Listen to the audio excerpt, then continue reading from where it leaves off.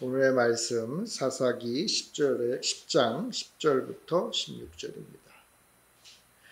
이스라엘 자손이 여호와께 부르짖어 이르되 우리가 우리 하나님을 버리고 바알들을 섬김으로 주께 범죄하였나이다 하니 여호와께서 이스라엘 자손에게 이르시되 내가 애굽 사람과 아모리 사람과 암몬 자손과 블레셋 사람에게서 너희를 구원하지 아니하였느냐. 또 시돈 사람과 아말렉 사람과 마온 사람들이 너희를 압제할 때에 너희가 내게 부르짖음으로 내가 너희를 그들의 손에서 구원하였거늘 너희가 나를 버리고 다른 신들을 섬기니 그러므로 내가 다시는 너희를 구원하지 아니하리라. 가서 너희가 택한 신들에게 부르짖어 너희의 환난 때에 그들이 너희를 구원하게 하라 하신지라. 이스라엘 자손이 여호와께 여쭈되 우리가 범죄하였사오니 주께서 보시기에 좋은 대로 우리에게 행하시려니와 오직 주께 구하옵나니 오늘 우리를 건져내옵소서 하고 자기 가운데서 이방 신들을 제하여 버리고 여호와를 섬기매 여호와께서 이스라엘의 권고로 말미암아 마음에 근심하시니라. 아멘. 하늘의 평안이 여러분들 가운데 함께 하시기를 바랍니다. 근데 이스라엘에는 더 이상 평온이 찾아오지 않고 있습니다. 사사 시대를 항상 마감할 때마다 그 땅에 평온이 임했다 그랬잖아요. 근데 그 땅에 평온이 임한 것은 기드온이 마지막이었어요. 그 이후에도 여러 사사들은 있었지만 그 땅에 더 이상 평온이 임하지 않았어요. 게다가 우리가 지난 시간에 봤지만 아비멜렉이 비참하게 죽었죠. 물론 그 후에도 사사들은 세워졌습니다. 진정한 평화가 보이지 않았던 것이죠. 이스라엘의 패역함이 더 심해집니다. 이스라엘이 여호와 앞에서 악을 행했다 그랬고요. 그 10장 6절에 보면 여호와의 목전에 악을 행하여 하면서 바알과 아세다로 뿐만 아니라 아람, 시돈, 모압, 그리고 암몬, 블레셋 사람의 신들을 언급해요.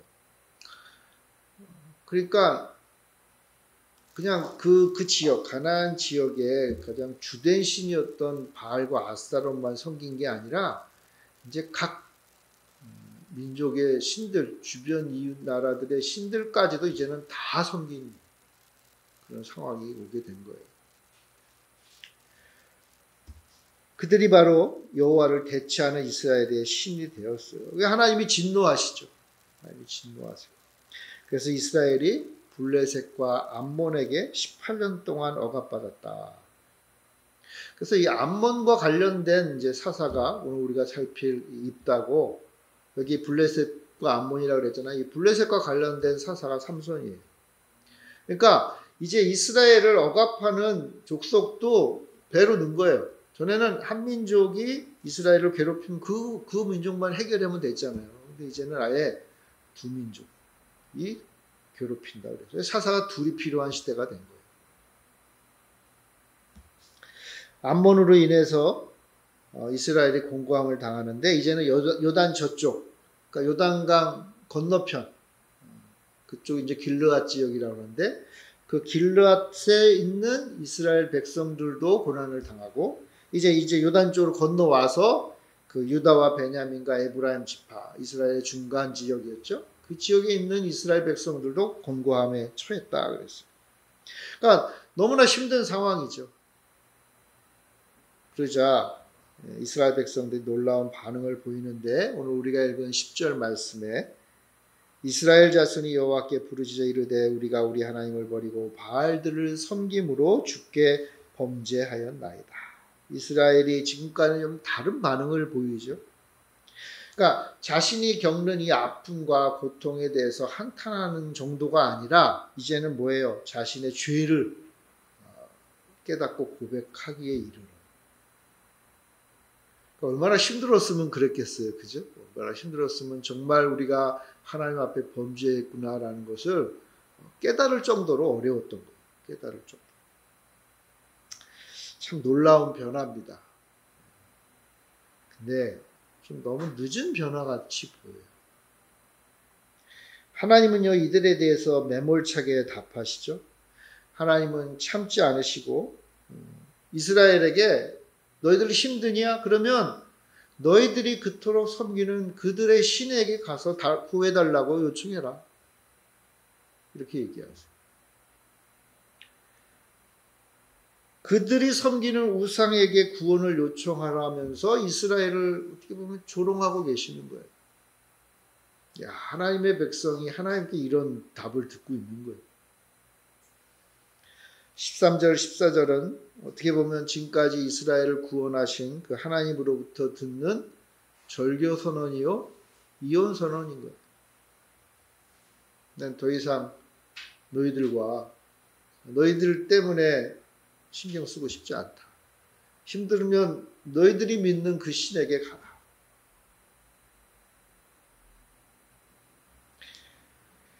13절부터 14절에 너희가 나를 버리고 다른 신들을 섬기니 그러므로 내가 다시는 너희를 구원하지 아니하리라. 가서 너희가 택한 신들에게 부르짖어 너희의 환난 때에 그들이 너희를 구원하게 하라. 이 정도면 뭐 거의 이제 갈 때까지 간 거죠. 도움을 요청했음에도 매몰차게 답하시는 이 하나님. 여러분 앞에 하나님이 이렇게 하시면 여러분 어떻게 반응하시겠어요? 저는 이 말씀을 읽으면서 문득 예수님 때에 있었던 한 사건이 생각이 났어요. 여러분, 딸이 귀신 들렸을 때 그 딸을 고치기 위해서 수로보니게 여인이 예수님을 찾아오잖아요. 근데 예수님이 그 여인에게 뭐라고 말씀하시죠? 자녀의 배를 먼저 불리는 자녀의 떡을 취해서 이 개들에게 던짐이 마땅하냐, 이런 식으로 예수님이 말씀하셨잖아요. 굉장히 심한 말씀이시죠, 그죠? 내가 이스라엘 백성을 살리는 일이 중요하지, 이방 당신의 딸을 살리는 것은 개들한테 떡을 던져주는 것과 똑같다. 나 못하겠다. 그때 여인이 어떻게 답합니까? 저 같으면 예수님하고 한판 하고 떠났을 것 같아요. 그죠? 당신이 뭘 대단하다고, 그냥 대단한 분이니까 자기가 찾아왔잖아요. 그죠? 살려달라고 찾아온 거예요. 근데 그런 대접을 받으니 얼마나 속이 터졌겠어. 근데 그 여인이 뭐라고 말합니까? 상 아래 개들도 떨어진 것을 먹습니다. 좋아요. 예수님, 나 개입니다. 근데 좀 살려주세요. 이 말이에요. 살려주세요. 개가 먹는 것을 먹는 게 낫지 죽는 것보다는 낫잖아요. 그죠? 살려주세요. 라고 한 거. 이스라엘이 이 하나님의 이 말씀에 대해서 15절, 16절에 이렇게 고백을 해요. 근데 다르지 않게 보여요. 다르지 않게. 그 수로보니게 여인과 다르지 않아요. 15절, 16절 우리 같이 한번 읽어볼까요? 시작. 이스라엘 자손이 여호와께 여쭈되 우리가 범죄하였사오니 주께서 보시기에 좋은 대로 우리에게 행하시려니와 오직 주께 구하옵나니 오늘 우리를 건져내옵소서 하고 자기 가운데에서 이방 신들을 제하여 버리고 여호와를 섬기매 여호와께서 이스라엘 공고로 말미암아 마음에 근심하시니라. 어떻게든 좀 살려주세요. 어떻게 해서?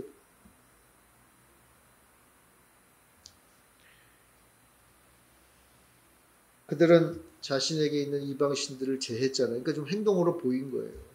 회개에 합당한 모습을 보였어요. 그래서 하나님이 마음에 근심하셨다. 마음에 근심하셨다. 이스라엘의 그 처절한 외침에 하나님이 반응을 보이신 거죠.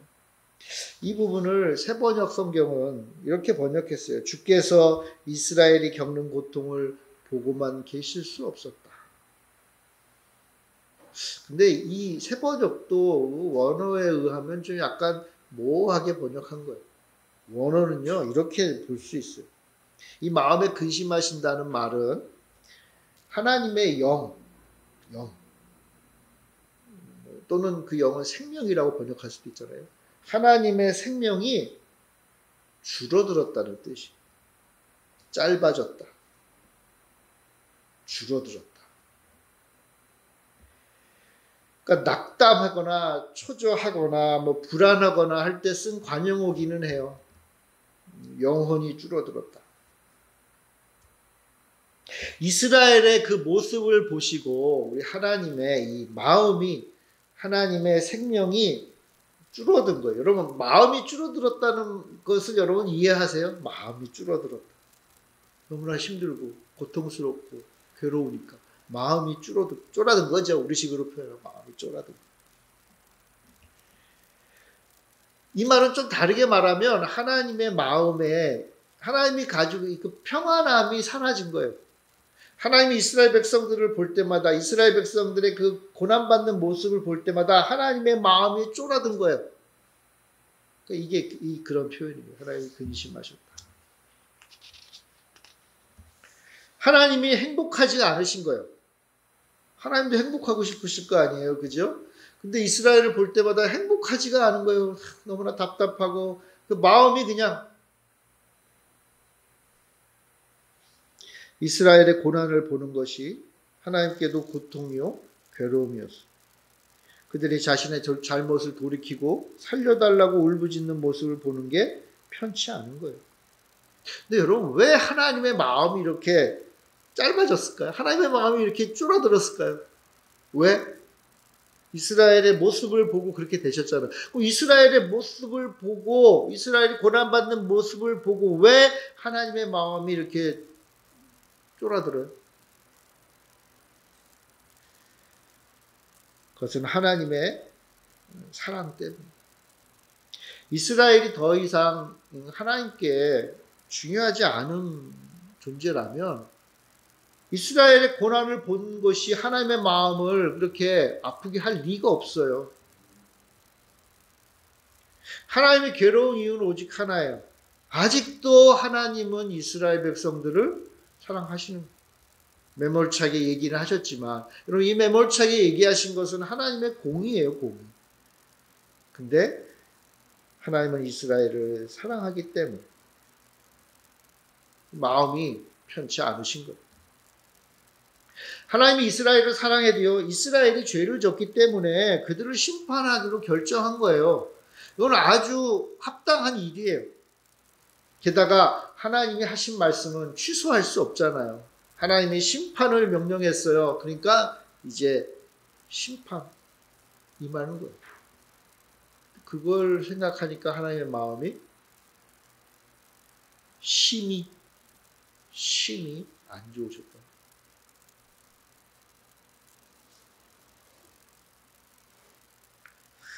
11장부터는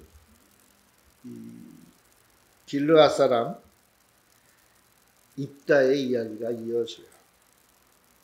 아까 말씀드렸죠. 암몬 족속이 요단강 동쪽 서쪽에 있는 지역의 이스라엘 백성들을 다 괴롭혔어요. 그래서 요단 동편 길르앗에 있는 사람들이 모입니다. 미스바에 모여요. 이 미스바도 요단강 이쪽 저쪽에 다 있어요. 양쪽에. 이거는 여기서 말하는 미스바는 요단 이 동편이죠.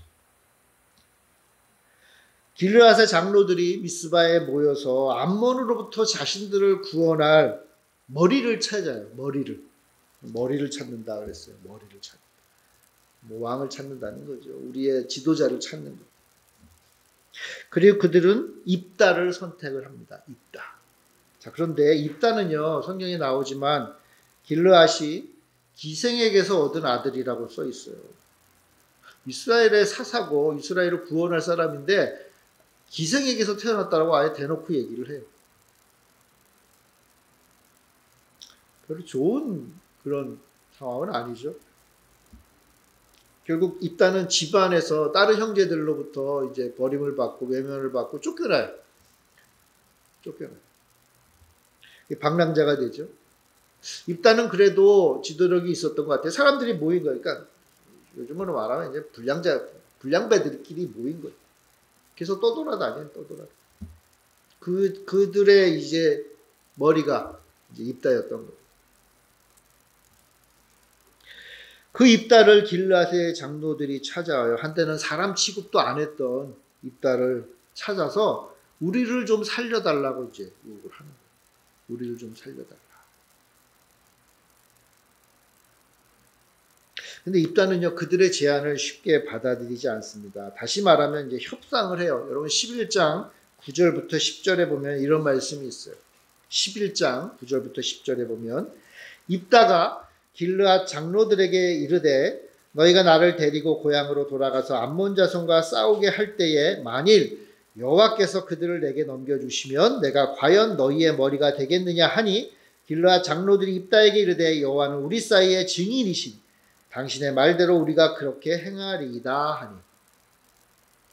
저는 이 이야기를 좀 읽으면서 순서가 좀 약간 좀 안 맞다 그런 생각이 들었어요.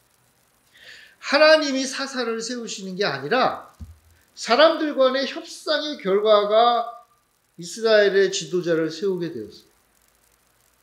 하나님이 사사를 입다로 세우면 되잖아요. 그죠? 사사를 입다로 임명하면 되는데 그게 아니라 사람들 간의 협상을 해요. 입다가 제안을 해요. 나를 정말 이렇게 세우겠냐? 그러면 오케이 하지 않고 어떻게 보면은 제안을 하는 거죠. 정말 하나님이 나를 도와서 내가 승리하면 내가 당신들의 머리가 되겠습니까? 되게 할 겁니까? 그러니까 장로들이 어떻게 해요? 그렇게 하겠다. 하나님이 우리의 주인. 하나님이라는 말은 나오는데 둘 다 입다나 장로들이나 하나님을 언급하긴 하는데 자기들 간에 계약을 통해서 이스라엘의 지도자가 세워지는 거예요. 뭔가 좀 다른 거예요. 뭔가 좀 다른.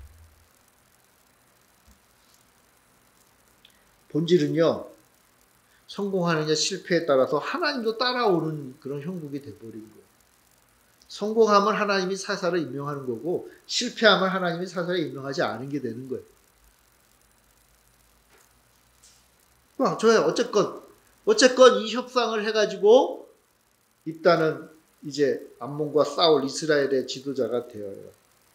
근데 이 입다는요, 좀 읽어보면 아시겠지만 굉장히 외교적인 그런 사람인 거예요. 그냥 적을 마주보고 칼 두고 돌격 앞으로 하는 사람이 아니에요. 입다는요, 암몬의 왕에게 사신을 보내가지고 소위 말하는 외교적인 해결책을 제시해요. 칼 들고 싸우지 말고 평화로운 방법으로 이 문제를 해결하자라고 해요. 이 입다의 화려한 수사가 이 11장 12절부터 계속 이어져요.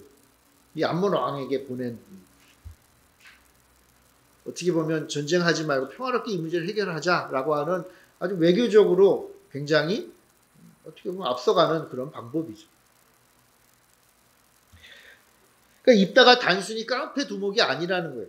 아주 매우 지혜로운 협상가였던 것 같아요. 근데 문제는 이게 하나님이 계획한 방법이 아니었다. 암몬의 왕이 입다의 제안을 읽어보면 그럴듯하거든요. 입다의 제안이 이런지하의 거절을.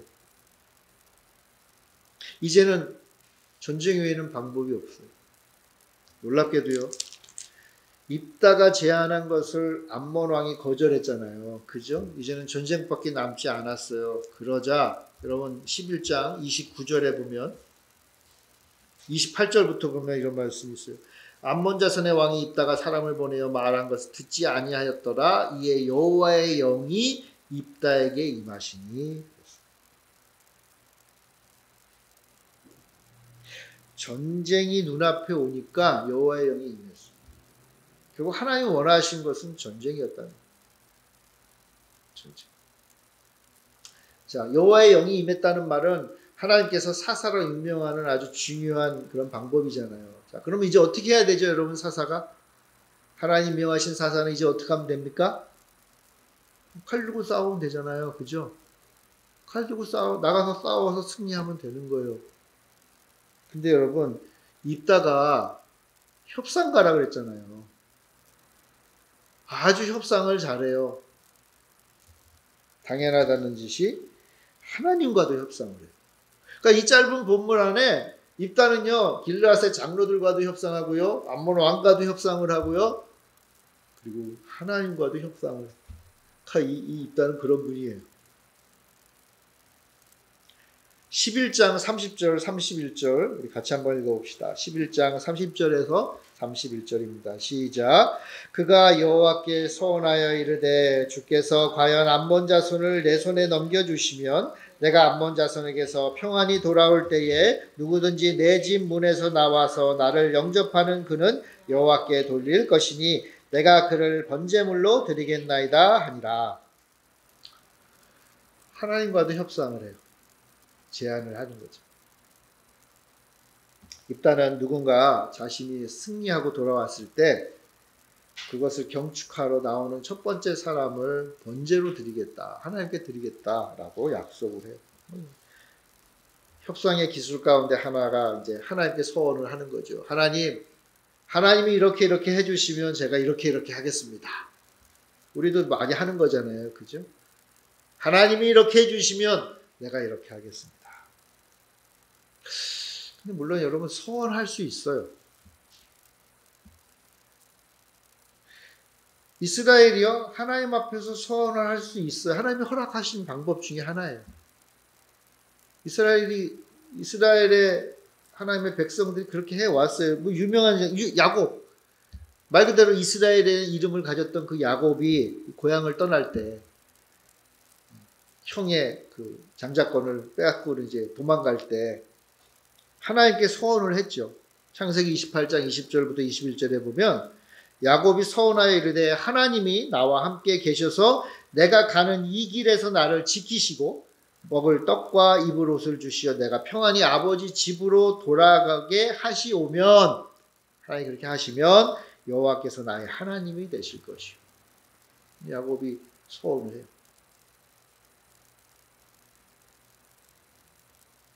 여러분 서원이라는 게 뭡니까? 하나님을 믿는 백성이 곤고한 상황에 하나님이 제발 좀 개입하셔서 간섭하셔서 이 문제를 좀 해결해 주십시다 하는 그런 마음으로, 그런 간절한 마음으로 내가 가지고 있는 것 가운데 가장 귀한 것을 하나님께 드리며 기도하는 게 서원이잖아요. 하나님 이렇게 이루어 주십시오. 뭐 먼저 드릴 수도 있고 나중에 드릴 수도 있지만 어쨌건 이것만 해주시면 내가 가진 가장 귀한 것 드리겠습니다 하는 게 서원이에요. 그러니까 뭐예요? 반드시 이루어 달라는 거죠. 서원할 수 있어요. 하나님도 서원하라고 하세요. 근데 하나님은 경솔하게 서원하지 말라고 또한 경고하세요. 스스로 하기로 하나님 앞에 약속했잖아요. 그러니까 그 약속 지키는 게 중요하잖아요. 그러니까 함부로 하지 말라는 거예요. 함부로 하지 말라. 왜냐하면요, 심지어 신명기에도 나오지만 하나님께 약속한 것은 반드시 지켜야 된다라고 하셨기 때문에. 그러니까 함부로 하지는 말되 했으면 뭐하라? 지켜라. 지켜라. 이게 우리가 하나님 앞에 서원할 때 마음에 새겨야 될 내용입니다.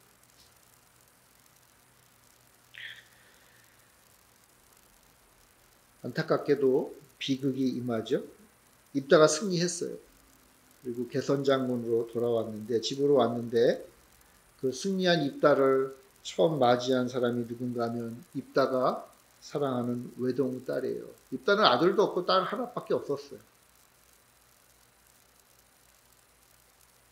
근데 여러분 좀 의문을 가질 수 있는 게,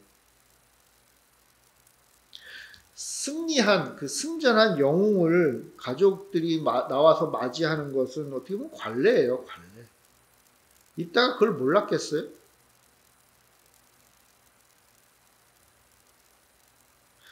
그게 굉장히 당황스러워요. 입다가 몰랐을까? 자식이 많았거나 뭐 그랬으면 그 중에 한 자식 뭐 하나님께 바치지 뭐.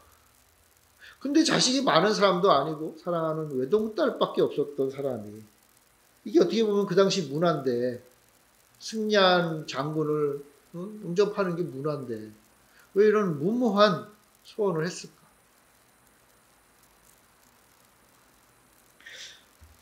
입다의 승리는요, 결국 이 딸의 어처구니 없는데 억울한 죽음으로 어떻게 보면 더럽혀져요. 그러니까 입다의 실수는요, 함부로 해서는 안 되는 그 소원을 남발한 정도가 아닌 거예요. 이건 더 심각한 문제가 있는 거예요. 그럼 입다가 한 소원이 뭐예요? 내가 승리하면 나를 영접하는 첫 번째 사람을 하나님께 번제물로 드리겠다고 서원했잖아요. 그죠? 여러분 이건요. 하나님의 말씀을 어긴 서원이에요. 레위기 18장 21절에 보면 너는 결단코 자녀를 몰렉에게 주어 불로 통과하게 함으로 내 하나님의 이름을 욕되게 하지 말라. 나는 여호와니라. 몰렉에게 주지 말라 그랬잖아요. 그 사람을 인신공양하지 말라는 건데 여러분 놀랍게도 몰렉이 암몬의 신이에요. 그러니까 이게 지금 상황이 어떤 거냐 하면요. 입다가 하나님 앞에 소원을 한다고 하면서 몰렉에게, 그러니까 암몬 사람들이 몰렉에게 하는 그 방법으로 소원을 한 거예요. 하나님의 말씀을 어기면서. 하나님이 그토록 거부한 그 몰렉의 방식인 자녀를 제물로 바치는 그 행위를 하나님께 소원한다고 하면서 하나님이 세운 사사가 하고 있는 거예요.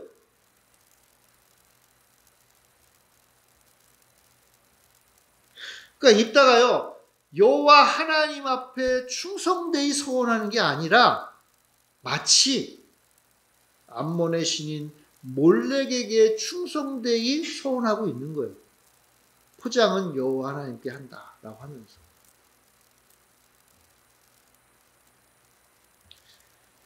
그러니까 입다의 소원은요, 처음부터 잘못된 거예요.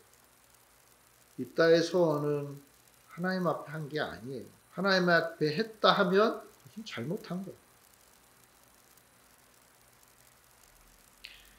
어떤 분은 그래서요, 오히려 이 입다의 소원을 하나님 앞에서의 그 불신앙의 발로다, 불신의 모습이다라고 얘기를 해요.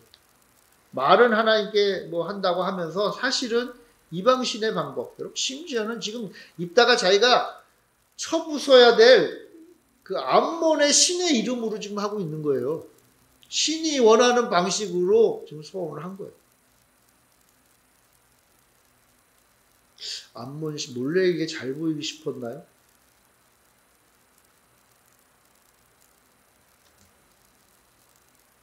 이건 여호와를 믿는 게 아니라 여호와를 의심하는 것이고 하나님 앞에 용기를 내는 것이 아니라 하나님을 지배하려고 하는 욕망일 뿐이에요. 아니 뭐 그런 걸 좀 떠나서 입다가 한 이 소원은요 불필요하고 심지어는 해서는 안 되는 행위였던 거예요. 하면 안 되죠. 당연한 거예요. 당연한 거예요. 그래서 이 입다의 딸의 죽음은요 이스라엘의 영웅을 높이기 위한 거룩한 희생이 아니에요. 억울한 거예요. 억울한. 저는 이런 생각도 들었어요. 아니 왜 딸이 이 아버지의 이런 말도 안 되는 소원을 듣고는 하나님 아버지 그대로 하세요 이러잖아요. 이게 도대체 왜 이랬을까? 자기 죽는 건데. 그러니까 그만큼 이 당시 사회는요 약자들, 뭐 여자들, 어린아이들 이런 약자들이 말도 못하고 희생당하는 시대였던 거예요.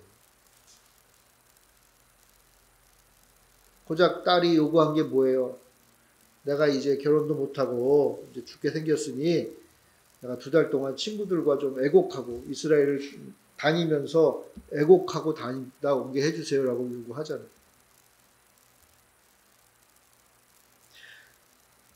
성경은 말하기를 이 입다의 딸의 죽음을 기념하는 슬퍼하는 그 행사가 이스라엘 땅에 그 이후로 있었다라고 얘기를 해요. 그러니까 이게 이 죽음이 이스라엘 사람들에게도 굉장히 큰 충격이었다는 거예요. 와, 입다 대단하다. 믿음의 사람이다. 이런 이스라엘 사람들이 막 높이고 기뻐하고 즐거워하는 행사, 이 행위가 아니었다는 거예요. 충격적인 행위였다는 거예요. 이스라엘 사람들에게도 말도 안 되는 일이었다는 거예요. 말도 안 되는.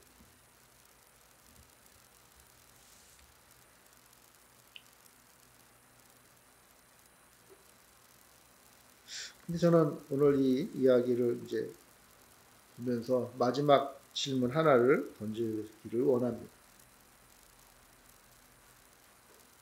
왜 입다는 자신의 소원을 취소하지 않았을까요?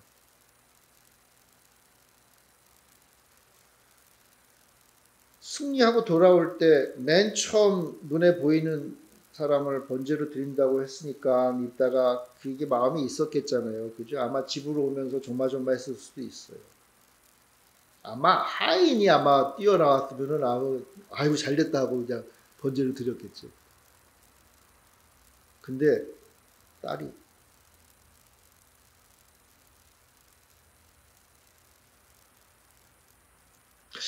원래 그 이스라엘 사람들이 소원을 할 때요 함부로 하지 말아야 되지만 그래도 뭐 할 마음이 생기니까 소원을 했을 거예요. 근데 소원을 못 지킬 때가 있겠죠. 그때 하나님이 어떻게 하라고 하셨나요? 소원을 한 거 반드시 지키라 그랬단 말이에요. 하나님이. 못 지키면 그냥 죽여버리라 이렇게 하나님 하셨겠냐? 아니라는 거예요. 하나님은요 소원한 것은 반드시 지키지만 소원을 지키지 못했을 때 속죄제를 드림으로 회복할 수 있는 기회를 주셨어요. 레위기 5장에 나와 있어요. 레위기 5장. 소원을 했을 때 못 지킬 것 같으면 속죄제를 드려서 누르라는 거예요. 근데 왜 이따가 그걸 외면했을까요? 하나님의 뜻이 있는데 그렇게 취소할 수 있는데 왜 이따는 죽을 수밖에 없는 이스라엘에게 은혜로운 구원을 베풀어 주시는 하나님의 자비하심을 왜 외면하냐고요. 여러분 속죄제를 만들어 주신 이유는 소홀했다가 지키지 못할 자들에게 하나님이 위로와 평안을 주기 위해서 두신 제도잖아요. 왜 그거를 외면하냐 하는 거예요. 왜 이스라엘의 구원자인 사사가 생명이 아니라 죽음의 상황을 초래하고 있느냐? 왜?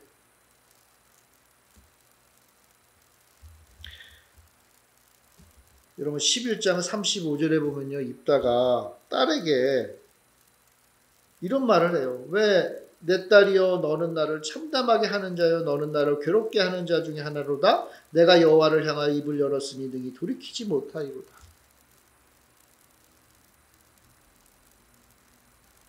아니 참담하게 하고 괴롭히는 거는 딸이 괴롭힌 거야? 아니잖아요. 이때 자기가 한 일이잖아요.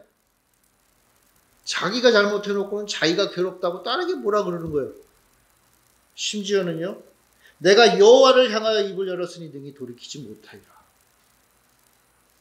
하나님도 돌이킬 수 있는 길을 주셨는데 나는 하나님께 했으니 못하겠다. 이건 하나님께 했으니 못하겠다는 게 아니라 그냥 내가 못하겠다는 뜻이에요. 내가 돌이키지 못하겠다.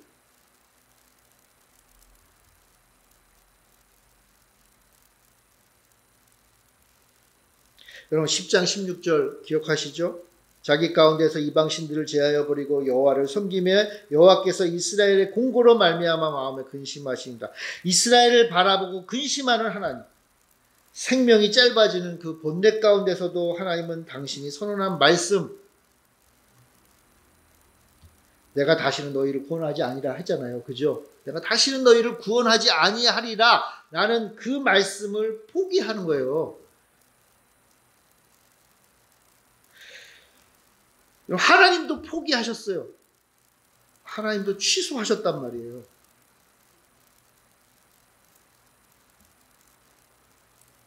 사실 하나님은 항상 그래 왔어요. 하나님은 어떤 면에서는 일관되지 못하세요.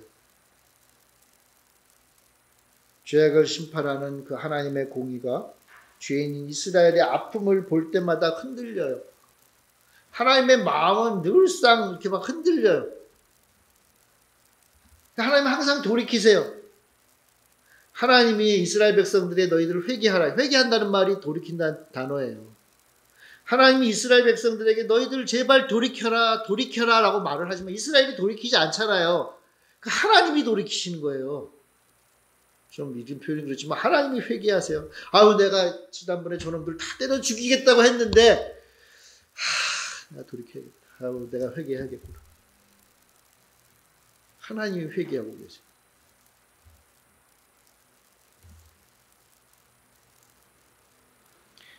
하나님은 이스라엘이 죄악을 반복할지라도 끊임없이 은혜를 베푸세요.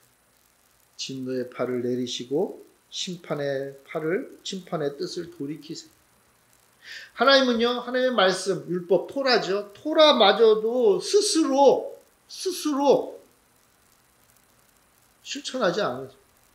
스스로 파기하세요. 대신 당신이 사랑하는 그 백성들에게 생명을 주세요.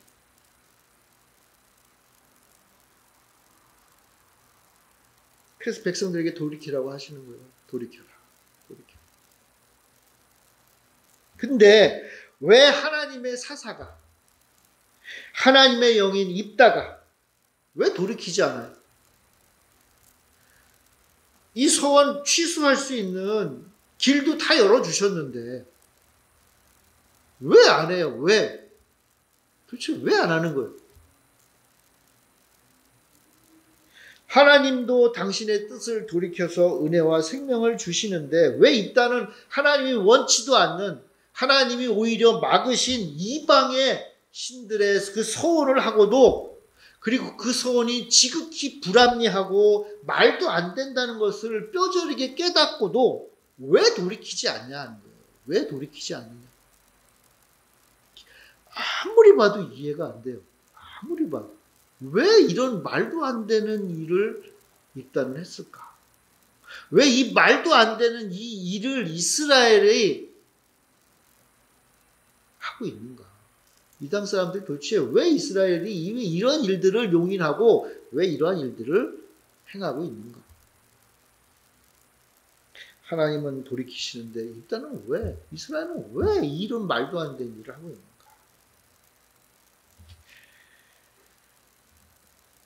결론은 입다는요, 하나님의 마음을 몰라요. 하나님을 잘 모르는 사람. 탁월한 협상가였는지는 몰라요. 여러분, 협상가라는 게 뭐예요? 사람의 마음을 잘 아는 사람이잖아요. 사람의 마음은 잘 알아서 협상을 하고 자기의 유익을 추구해 가요. 입다는 그런 건 참 잘하는 사람이었던 것 같아요. 근데 하나님의 마음은 이해하지 못하는 사람이에요. 여호와의 영이 임했음에도 오히려 이방의 신 암몬을 이기기 위해서는 암몬의 신인 몰렉과 협상을 해야 돼요. 그 몰렉을 잘 구슬려야 돼요. 몰렉이 좋아할 만한 행위를 해야 되는 거예요.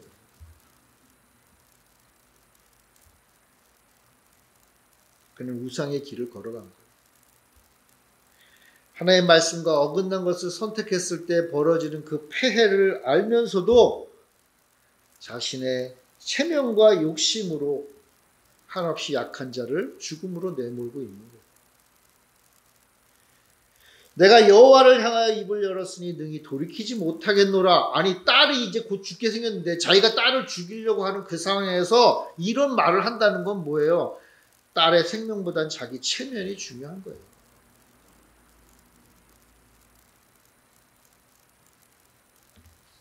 그 허세, 그리고 그 불신앙, 거기에 사로잡힌 이스라엘의 사사예요. 그러니 그 땅에 평안이 오지 않지요. 너무나 당연한 거예요.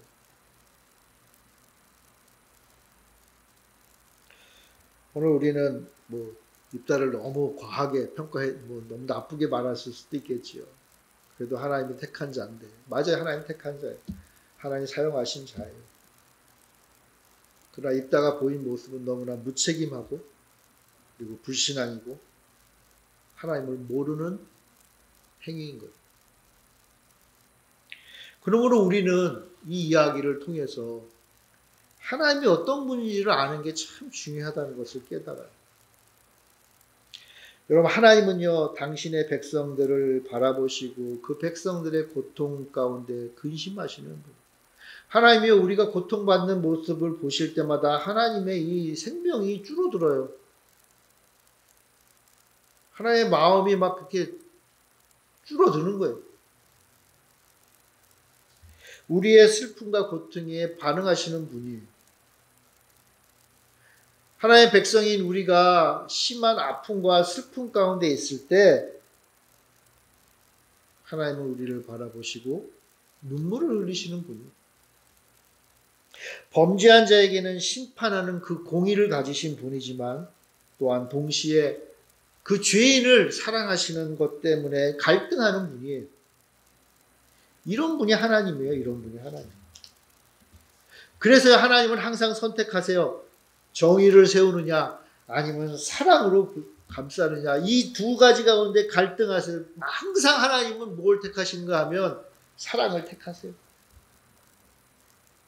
정의를 파기하지는 않지만 그러나 그 정의마저도 사랑으로 덮어버려요.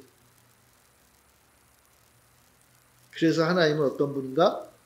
하나님은 돌이키는 분. 하나님은 돌이키시는 분. 아니 그분의 돌이킴만이 우리의 희망이에요.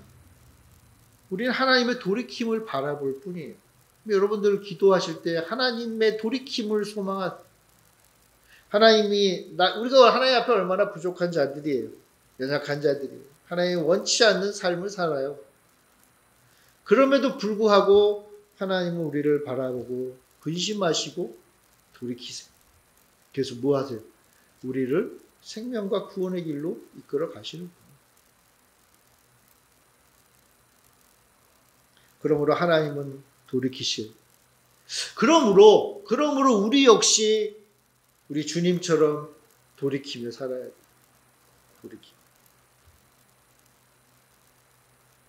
우리가 잘못된 길로 가고 있나요? 하나님 원치 않는 모습으로 가고 있나요? 그럼 돌이키세요. 돌이켜야 돼요. 하나님도 돌이키시는데 우리가 어떤 사람이 나를 힘들게 하고 괴롭히고 막 슬프게 하고 고통받게 해요. 하나님 원치 않는 모습으로 우리가 대하면 안 돼요. 우리도 좀 돌이켜요. 우리의 허물과 실수를 인정하고 돌이켜요. 하나의 뜻을 이루어가는 거예요. 만약 있다가 돌이켰으면, 만약 있다가 자신의 그 소원이 얼마나 하나님이 원치 않는 모습이고 얼마나 말도 안 되는 것이고 얼마나 죽음을 가져오는 잘못된 것인가를 깨달았으면 돌이켜야 되는 거예요. 그랬으면 그 땅에 입다의 딸도 죽지 않았을 것이고 그 땅에 하나님이 함께 하신 승리의 기운이 감쌌을 것이고 그 땅에 입다가 다스린 동안 평온하였다라는 평가를 받게 되었을 거예요. 그런데 돌이키지 않으니까 그 모든 것들이 다 무너져 내렸던 거죠. 사랑하는 성도 여러분, 이따의 모습을 통해서 우리가 기억할 것은 오직 한 가지입니다. 한번 따라해 보세요. 하나님은 돌이키신다. 이것이 우리의 희망이요, 우리의 소망이며 우리의 생명이며 또한 우리가 주님처럼 살아야 될 모습임을 기억하시기를 바랍니다. 바라기는 주님, 우리를 살리시기 위하여 돌이키심처럼 우리 역시 주님께로 돌이키는 인생 되게 하시고 주님이 기뻐하시는 올바른 모습으로 돌이키는 우리들 되게 해달라고 여러분 늘 기도하며 사시기 바랍니다. 우리 기도하겠습니다. 사랑의 주님, 이스라엘의 곤고함을 보시고 근심하시며 돌이키사 이스라엘을 구원하신 주님, 그 주님의 마음을 잘 배우게 하시고 주님의 뜻을 배우게 하시고 입다처럼 어리석은 자 되지 않게 하시며 온전히 주님의 뜻을 따라 사는 우리들 되게 하여 주시옵소서. 바라기는 주님이 우리를 위하여 돌이키시는 분임을 다시 한번 우리의 마음에 깊이 새기는 우리 모두가 되게 하여 주옵소서. 감사드리며 예수님의 이름으로 기도합니다. 아멘.